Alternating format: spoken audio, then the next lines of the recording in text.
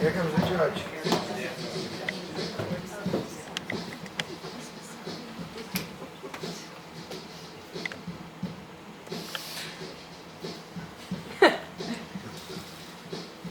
Sammy was a tree. All thick, blue, spruced up with fancy needle green sleeves over dancing branches and dark bark coyly covering the junk in his trunk. Racing. Bold and serious as a bunch of punches in the face on a cold day. Bracing. Sawbone tough like a raw, lone, rough, Chicago bear, spleen rattling, forearm shiver, shattering, chattering teeth in late November, roots reaching deep, awake or asleep, stretching, hatha yoga, flexible in the ever-receiving earth. Sammy was a tree. A Green Mountain, Northern Vermont tough guy. Superstar genealogy coupled with breakfast of champion, workout warrior, weight room fanaticism, easily outstanding the other trees in his class and outclassing the other trees in his stand. Sammy choked out broke down saplings from the other side of the tracks, sapping into trapped nutrients whenever fated to compete for access, tapping into water table with toe-stretched roots, fertile space grudgingly surrendered by neighboring trees, turning back, leaving root system room for the natural athlete on the block, the decathlete chock full of good-for-you goodies. Sammy looked good. Stretching green wood, branches to sink in all the all-you-can-drink in sunshine he could drink in. Lapping up deep, clean, rich green chlorophyll suntan and full bark darkness, Sammy was a tree. With genetics on his side, he was all-state, all-star, first-string, 55 home run potential tattooed to his knots and knockout power with any branch. He was a workout junkie. Lived in his own section of the weight room, pumping iron, vitamins, natural selection, and his own steroid connection. Roiling around with very bad intentions. Broiling like a Mideast insurrection after a stolen election. Went back into a corner, Sammy fought back. Offing natural enemies with the ferocity of hungry, bad-mood mama bear with precocious cubs and a toothache. He squashed insect infestation, quashed disease, scoffed acid rain, recovering fast, eking out advantage even in the worst of times. Sammy was a stud. No pun intended. A sinewy superstar with knotted steel cable, upper body strength, more core, and earth gripping against the wind, roots like titanium bands of mother lode veins, never giving ground, grounded in life-giving ground. Sammy brought the lumber. No pun intended. Strong, ready for the call-up, ready for the big leagues, ready for a trip to the show. With the season fast approaching, Sammy worked out, ate, drank, stationary biked, rested, steroid cycled, and grew, and grew, and grew. That's what Sammy did. And Sally was a witch. At least that's what she called herself. She lived the mean streets of the NYC, sleeping in parks under dark bridges, through loud larks and dog barks. She wasn't no snarky Stark Central Park roundup, boo. Nah, this girl was Riverside. All up and through. Sally was a witch. That's what she called herself. Civilians passed her outstretched hand, hoping against hope for spare change. Sometimes offering, yeah, I can't spare it. Usually not taking the time to consider if they could spare it. Or they looked her in the eye and said, sorry, man. Completely missing the fact she was not a man. At all. But there are all sorts of magic. Civilians forget what the good kind feels like, because who notices when we walk into a laundromat at the exact moment the exact amount of machines are already ready for us to do our thing on a normally busy Saturday afternoon in late spring. But when it's mean, Civilians never manage to miss it. Not when it's an annoyance. Not when the turnstile reads insufficient funds, when we just know we took care to save one last fare. So in a bind, we have to blindly wait in line just long enough that by the time more cash gets added in a crush, we have to rush to barely miss the subway, so we have to wait for the next one. Which arrives soon enough. But soon after that breaks down the tracks, stuck there without air conditioning, smack in the middle of July, 2 stops from our stop, but too bad we are too late for our meeting. Unable to get out, surrounded by sweaty louts, all we can do is pout. Why me? That's mean. Magic. And Sally casts a spell.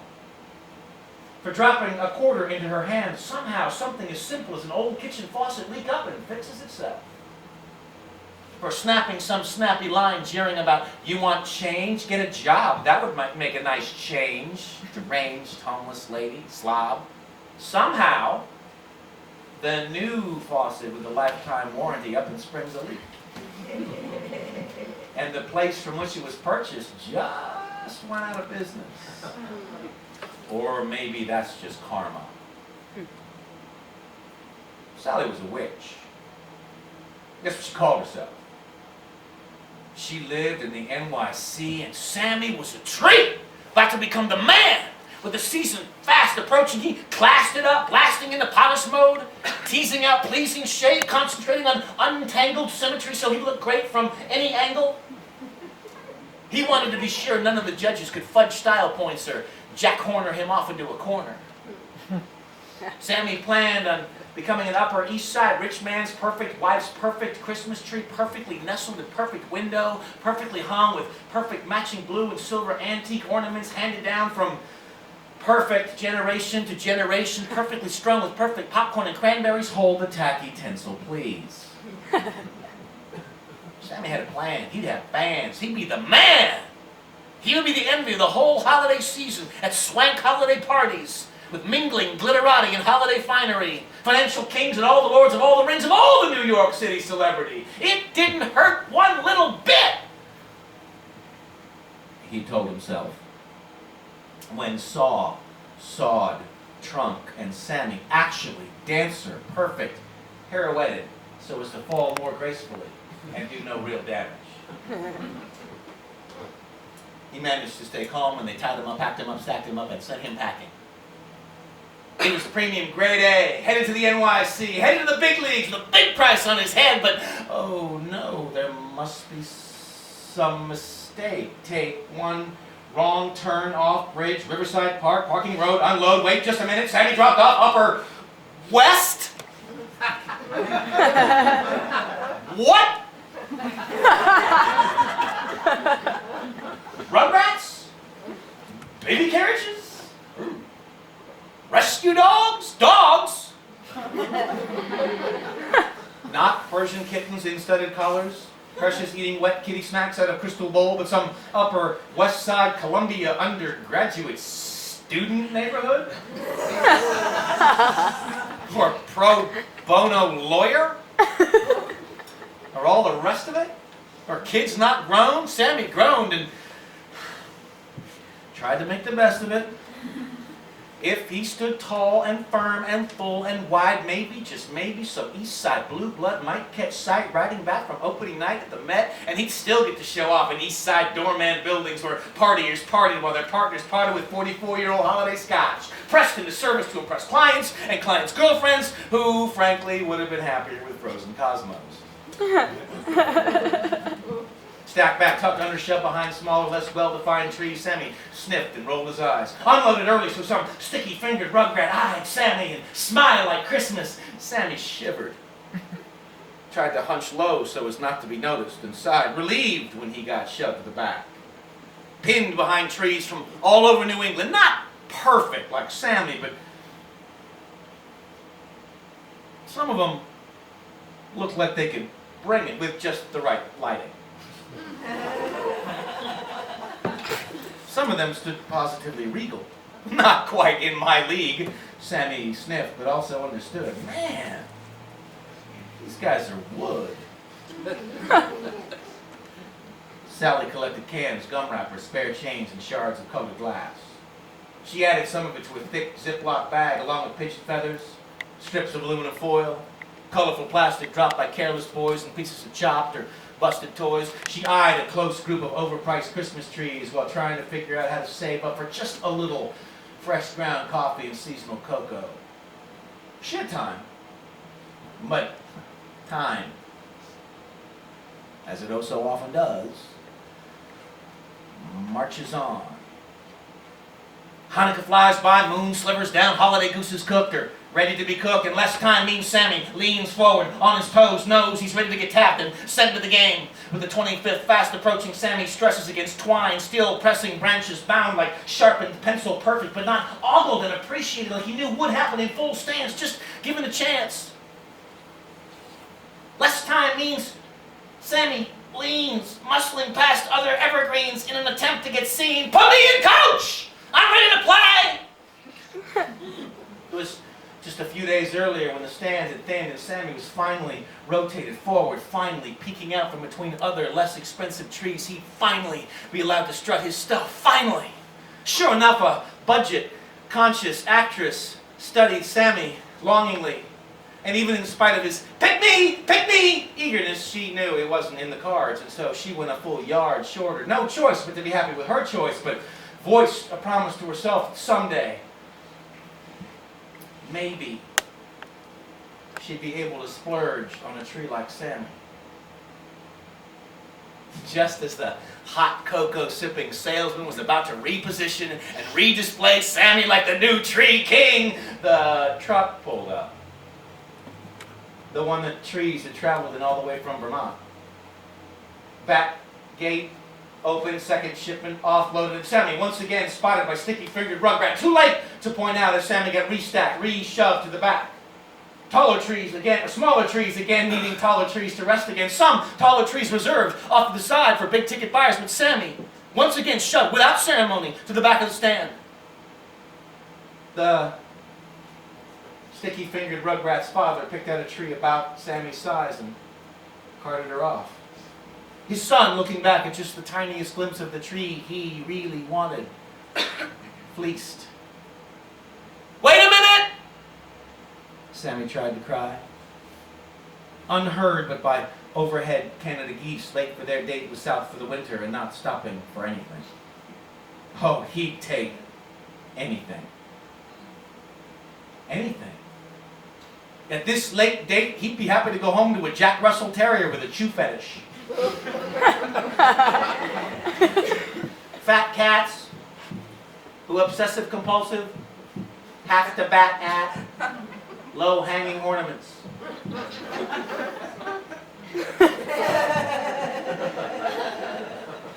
Two sets of still-in-diaper twins.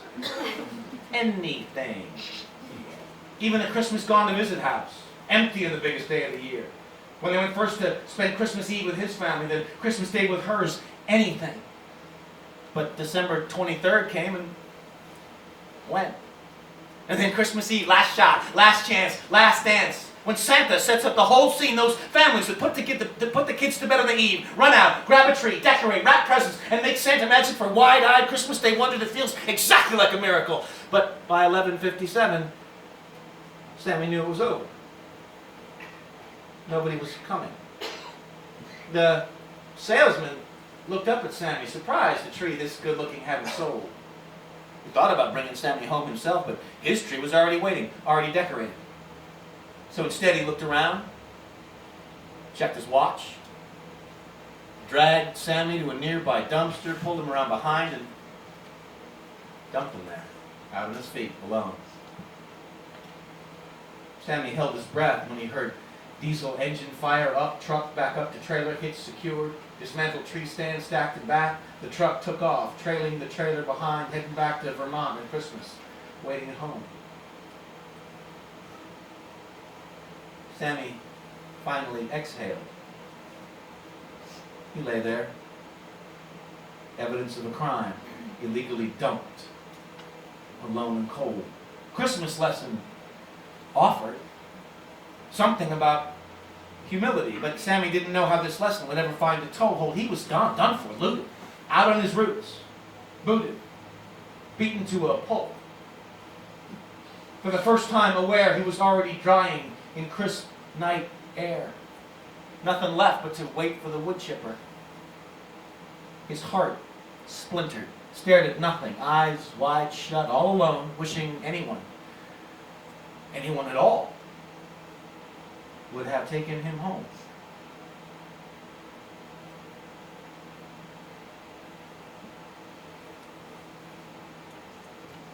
Sally was a witch. At least that's what she called herself. She had friends. At the stroke of midnight and first hint of late December snowfall, they started out. Sally, Hangdog, Nines, Sir Drinks a Lot, Mr. Foots, and Rebecca the Wig. 6 homeless denizens from inside Riverside who know each other in passing, but for a few nights a year, Christmas being one of them, they come together if they can. Sometimes Hangdog thinks he's a howling wolf, but usually when he's just coming off his meds, when he has delusions of grammar. Nines still grumbles about the night he lost the car he was living in playing 5-card stud. He bet his 3 9s against Trip Jacks. Knows he can win it all back because he has delusions of gambler. Mr. Foots is a post-traumatic stress Afghan war vet who never used a doctor in the military for reasons known only to his bruised psyche, refuses to wear shoes while having delusions of sandals. Sir Drinks a Lot wants to be a knight in shining armor. But he drinks a lot. The cheap stuff. And his delusions of Grand Marnier. Rebecca the Wig, mostly blind, pulls on the god-awfulest snarled rat's nest of a hair helmet after applying the cheapest waxy red lipstick there is and has delusions of glamour. This squadron of urban survivors fan out, eyes darting this way and that, Sally marching around corners, up small hills, into alleyways, and there he is, mostly hidden. Dumpster diver ignored. One once proud northern Vermont tree lying frayed, splayed, sideways, sliding into shock and half-frozen dumpster slush. Sammy got rushed, picked up, dripping liquid trash and carted like pallbearers, 6-hand, making light work, carrying one black-eyed tree past West End Avenue, past Riverside Drive, away from Blacktop Street and concrete parking spaces into the cold, dark places deep inside Riverside Park and into the woods. Sammy closed his eyes, thankful for any slight reprieve, and passed out. He came to at 2:02 a.m. Christmas morning, trunk buried in dug mud hole. Sir Drinks a Lot already Christmas drunk and out cold, but Sammy now festooned with the tackiest tinsel imaginable. Strips of metallic silver gum wrappers and aluminum foil rinsed to fried rice, fastened by stripped twist ties to branches that used to strive for perfection, now holding sections of broken plastic toys, discarded earrings, pieces of shattered TV and computer screens, trash. Sammy was covered with trash. But even so, he noticed those disposables somehow collecting sticky snowflakes, melting and refreezing, adding a kind of glimmer, sparkle, and small fire in moonlight. Shimmering like North Star, like mirrored glass in rainbow colors, somehow glimmering and shimmering fire like that. Fire heating holiday coffee and seasonal cocoa, chocolating in tin and rinsed styrofoam as the 5 still awake revelers exchanged presents like knitted slippers and extra socks for Mr. Foots. Aspirin for Sir Drinks a Lot. Coat drive coats.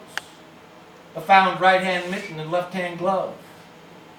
A few thick, clean plastic forks to eat Christmas dinner beans and rice soaking in those old rolled oat rolls. They expressed aloud what they were thankful for and why. Sang a perfectly awful rendition of Silent Night, what they could remember of good King Wenceslas, and a fairly passable version of O Tannenbaum. Sammy stood tall, like always, just a slight hitch in his step, and through squinted eyes and cheap wine glittered Tiffany semi-perfect in snow globe setting, forgetting East Side perfection schemes, but standing as straight as possible for his chocolate coffee-sipping crowd, huddling together, warmed by fire, welcoming first one stranger bearing a gift of teriyaki turkey jerky and broken snack crackers, then another with discarded bakery fruit tarts delivered holiday boxed by the baker's youngest son, then a third bearing, what, frankincense or myrrh? Who could ever tell?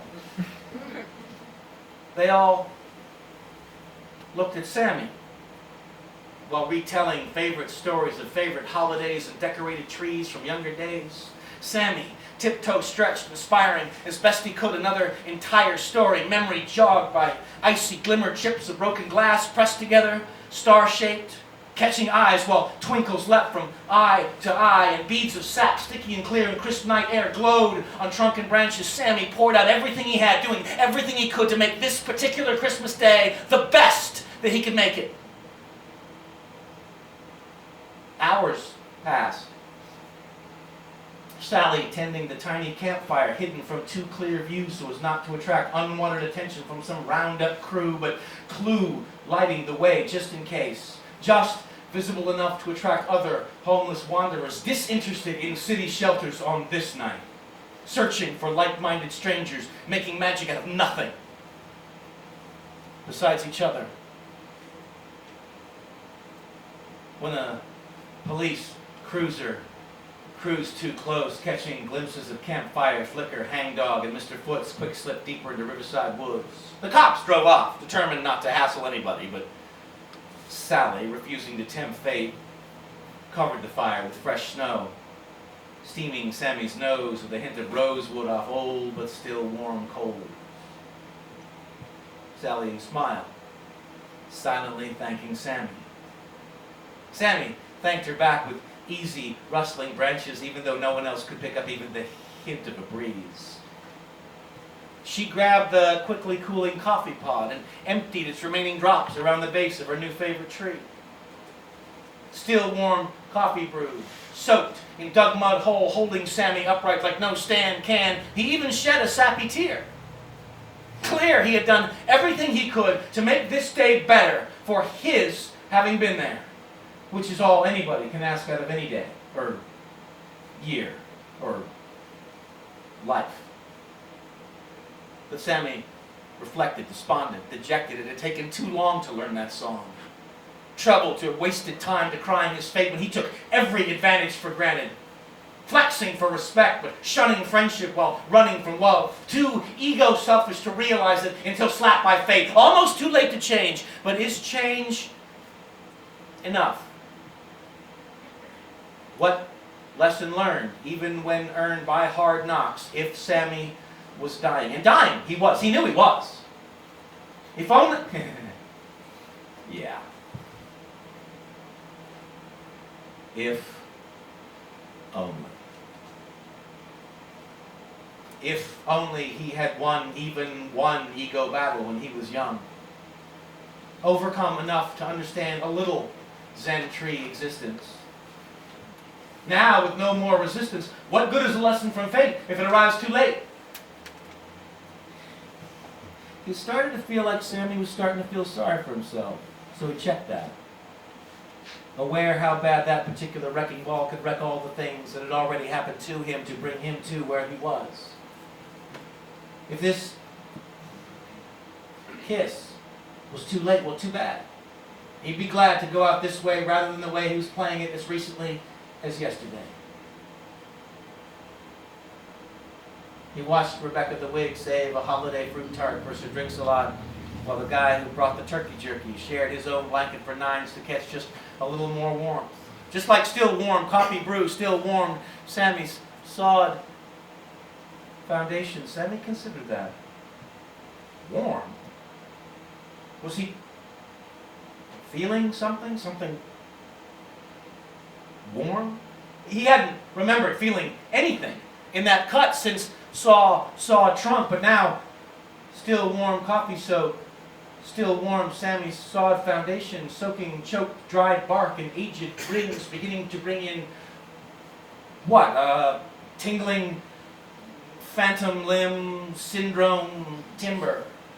Then suddenly, like time lapse, like finger snap, like a cocoon emerging, and emergency of new shoots popping and shouting and sprouting green like new fresh shoot. Define winter, then another sensational, seasonal sensations out of age and season, define the age of reason. Sammy felt those shoots, but he couldn't see them. Sammy felt those shoots buried underground, somehow in cahoots, re-knowing, like a re-sowing. I mean, could it be he regrowing roots? Whoa, what did that feel like? He couldn't remember. But moisture slowly osmosing anti-gravity upwards towards bark and branches where needles drink and defy winter cold. A shock to the system, but a shock like water in a dry desert station, like food after fasting, like lasting contact after isolation. Careful. Carefully rooted, slight at first, but growing. All right, like magic, the good kind. A precarious balancing act, just learning to stand alone, held up by other roots from other trees, working together like intertwined fingers, holding up the new kid. Well, yes, well, roots not possible, reached beneath, seeking paths of least resistance, turning back when uninvited, so as not to rob neighboring season sleeping winter trees, his new neighbors, all the while doing favors for visiting Christmas guests, because it takes a forest to raise a tree. And Sammy, still standing, waits patiently to this day for bird's nest, squirrel jump, picnic shade, and once a year refestooned with trash. But looking closer, shining shards of broken glass make Sammy a beacon. One breathing tree to welcome anybody who wants to see what holidays can mean. No, he's still out there. Younger and smaller than most. Evergreen. Part of the landscape. A supporting role, really. Except for one night. And one day, every year, when he steps forward and stars, with 100 glass and plastic stars under the moon and stars. Sammy is a tree. Center stage, all the rage, then just another part of the scenery. It's simple. Sammy is a tree. Oh yeah. Sammy is a tree.